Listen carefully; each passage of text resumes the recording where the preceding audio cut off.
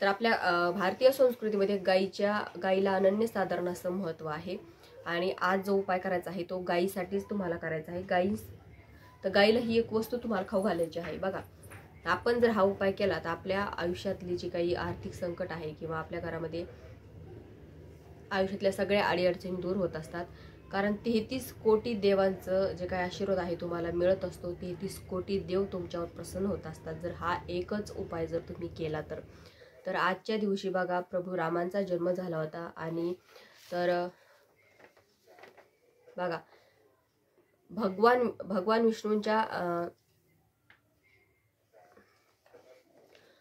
विष्णूंनी राम अवतारात जन्म घेतला आणि या दिवशी भगवान विष्णूंनी राम अवतारामध्ये जन्म घेतला होता आणि रावणाच्या अत्याचाराचा खात्मा करण्यासाठी भगवान विष्णूंनी राम अवतारात जन्म घेतला होता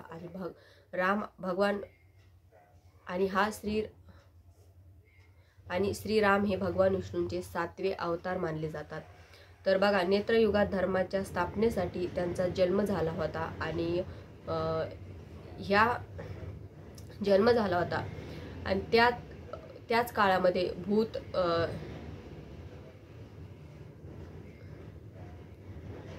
काळामध्ये भूत, शुक्र, शनी, गुरु या ग्रहांचा अतिशय विशेष योग निर्माण झाला होता आणि हे सर्व ग्रह आपापल्या उच्च राशीमध्ये विराजमान होते। म्हणून या दिवशी काही प्रभावी उपाय आपण जर केले तर त्या उपायाचं आपल्याला अनन्यसाधारण असं फळ मिळत असतं आणि आपल्या आयुष्यातले संकट, अडीअडचणी, दुःख, दरिद्रता ही सगळी संपून जात असते।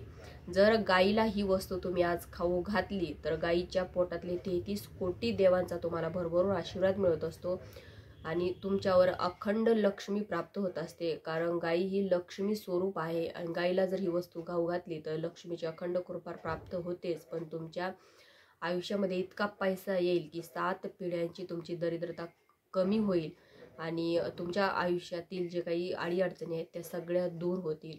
तर दिवसभरातून कधीही तुम्ही हा उपाय करू शकता। तर बघा, गाय जवळपास असेल तर गाईलाच ही वस्तू तुम्हाला खाऊ घालायची आहे। तर गाय जर नसेल तर तुम्ही हा उपाय करू शकत नाही, कारण गायच पाहिजे आपल्याला। तर गाय लांब जरी असेल कुठे, तर कारण दिवसभर आपल्याला करायचा आहे, कुठे लांब जर असेल तर तुम्ही दिवसभरातून कधीही हा उपाय करा, पण नक्की हा उपाय तुम्हाला आजच्याच दिवशी करायचा आहे, कारण आज दुर्मिळ असा योग आहे आणि ह्या योगावर जर हा उपाय जर केला तर नक्कीच त्याचं जे काही फळ आहे तुम्हाला मिळेल। तर काय करायचं आहे आपल्याला, बघा, आपण काय करायचं आहे, तुम्हाला चण्याची डाळ भिजू घालायची आहे। चण्याची डाळ भिजू घालायची, त्याचबरोबर एक गूळ घ्यायचा, असा गुळाचा खडा घ्यायचा किंवा गूळ बारीक करून चणा डाळ जी भिजवलेली आहे ते दोन्ही मिक्स करायचे आणि जिथे गाय असेल त्या गायीला तुम्हाला जाऊन खाऊ घालायचं आहे। गाईला अगोदर गाईच्या थोडंसं पायावर पाणी टाकायचं, गाईला जमलंच तर हळदी कुंकू लावता आलं हळदी कुंकू लावा, कारण ती लक्ष्मी स्वरूप आहे आणि तिची अशी पूजा करून तिला तो नैवेद्य खाऊ घालून त्याच्यानंतर तुम्हाला जर जमत असेल तर तिला 7 प्रदक्षिणा पण नक्की घाला आणि गाईची मनोभावे पूजा करून तिला प्रार्थना करायची। जे काही तुमची अडीअडचणी आहे, दुःख आहे, संकट आहे, आर्थिक संकट आहे, जे काही असेल ते सगळी गाईला विनंती करायची आणि अशी तर गाई पुढं जे काही आपली आयुष्यातली जी अडचणी आहेत त्याची प्रार्थना करायची आणि असा हा गाईला उपाय तो प्रार्थना करायची।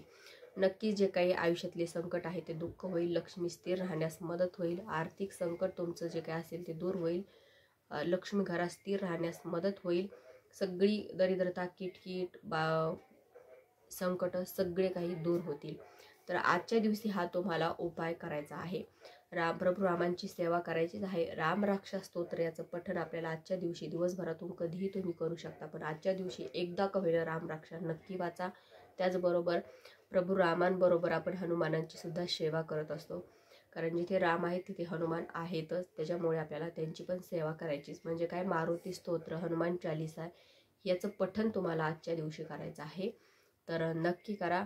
महिला पण ही सेवा हनुमानांची करू शकतात, सगळे करू शकतात।